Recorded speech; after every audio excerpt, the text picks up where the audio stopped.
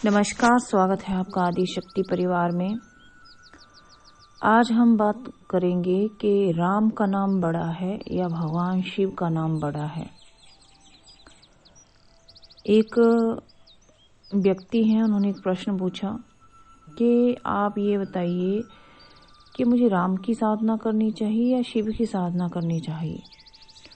हमने उनको उत्तर दिया कि जो आपको अच्छा लगे, आप का जो मन कहे, उनका साधना आप कर सकते हैं।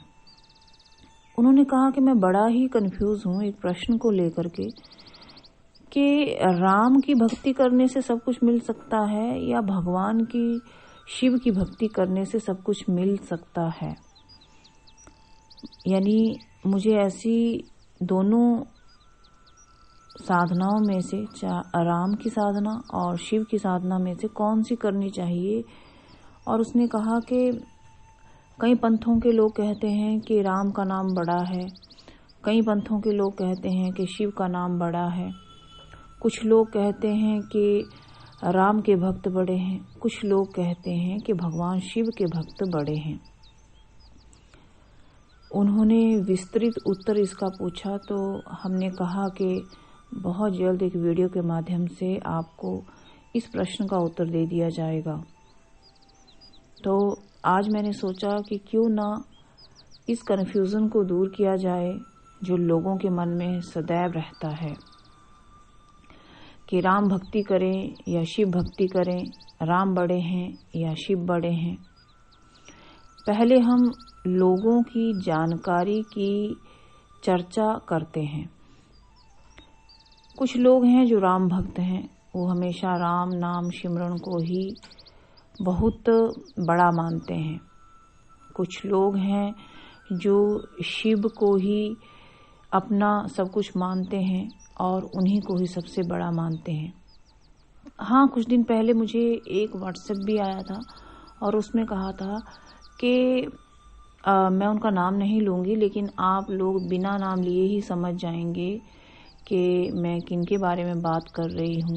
एक बहुत बड़ी संस्था है हमारे देश की, वो कृष्ण भक्तों को ही शामिल करती हैं और वहाँ पे कृष्ण भक्ति ही सिखाई जाती है और गीता का ही प्रचार किया जाता है। तो हम आज तीनों की चर्चा साथ में ही कर लेते हैं कि राम बड़े हैं, कृष्ण बड़े हैं या शिव बड़े हैं। और हमारे धार्मिक ग्रंथ इस बारे में क्या कहते हैं, वो भी आज हम चर्चा करेंगे।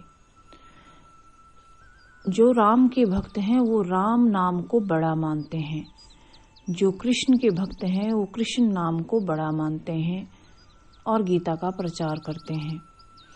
और जो शिव के भक्त हैं वो शिव को ही सबसे बड़ा मानते हैं और शिव भक्ति में ही लीन रहते हैं।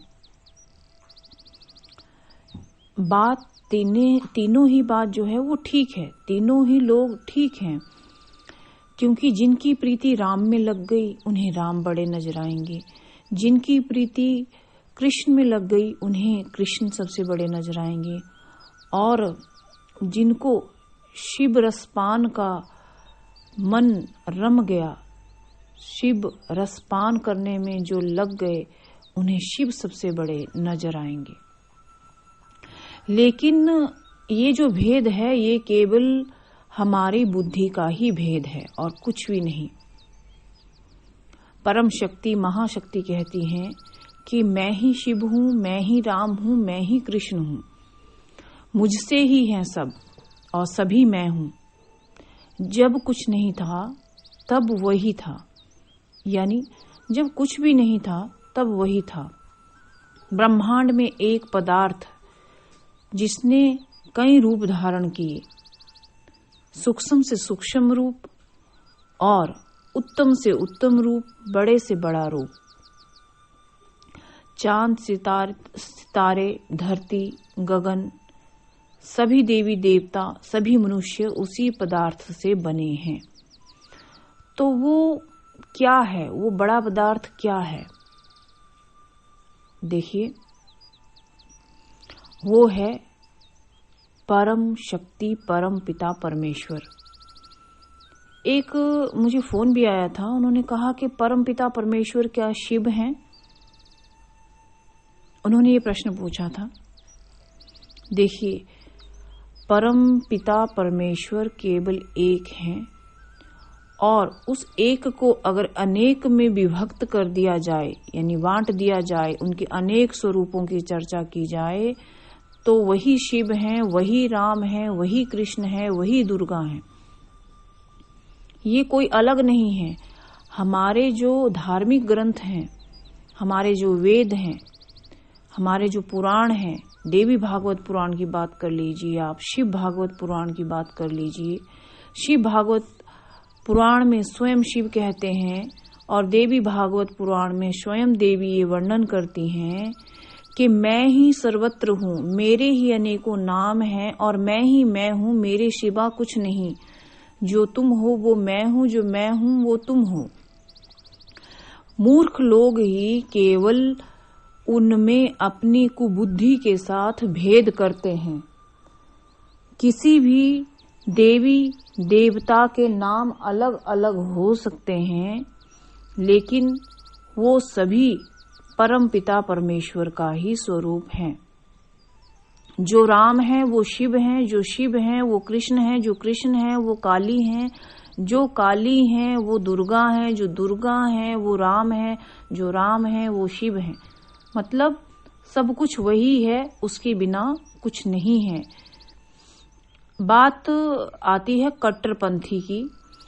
कट्टरपंथी हमारे हिंदू धर्म में भी है, मुस्लिम धर्म में भी है, ईसाइयों में भी है, सिखों में भी है, सब में है।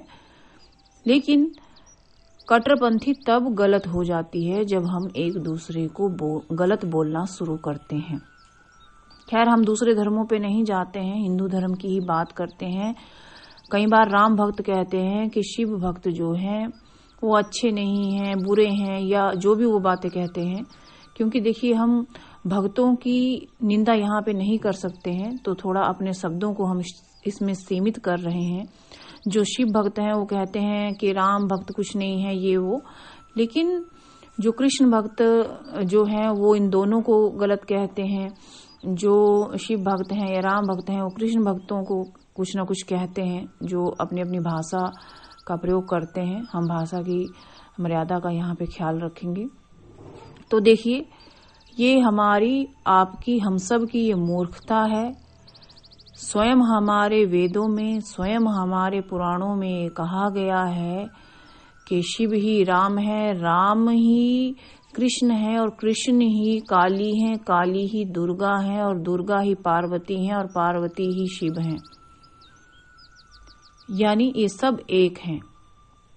आपको याद होगा कि एक वर्णन आता है, कथा का वर्णन आता है कि स्वयं जब माता पार्वती भगवान श्री राम का परीक्षा लेने के लिए गई थी, तब स्वयं श्री राम ने उनको पहचान करके कि माता आई हैं उनको प्रणाम किया था और कहा था कि आप हम में वेद बुद्धि ना रखें, भेद ना करें, और आप मेरी माता समान हैं।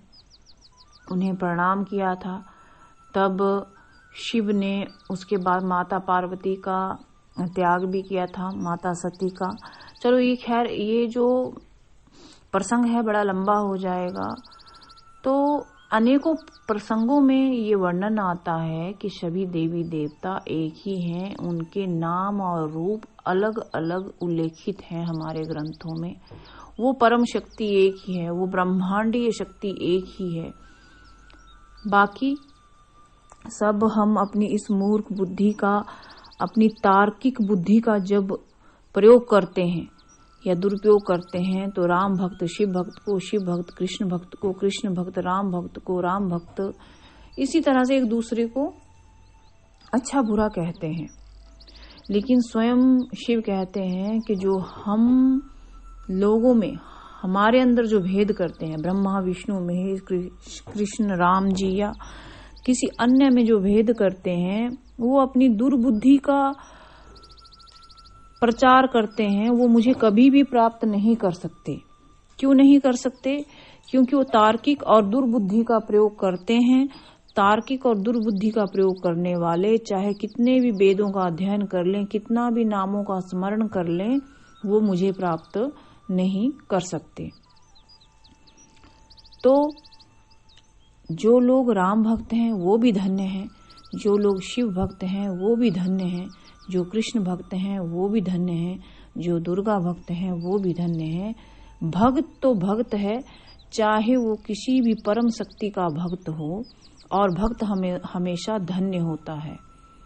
मैं तो ये कहना चाहूंगी कि सभी भक्तों की जय हो, चाहे वो श्री राम के भक्त हैं, चाहे श्री कृष्ण के भक्त हैं, चाहे शिव के भक्त हैं, चाहे किसी अन्य देवी देवता के भक्त हैं। सभी भक्तों की जय हो, क्योंकि भक्तों की भक्ति में ही, भक्तों की भावना में ही भगवान वसते हैं। तो आप सभी भक्तों की जय हो। अगर आपको यह वीडियो अच्छा लगा हो तो आप लाइक और शेयर कर सकते हैं। नमस्कार।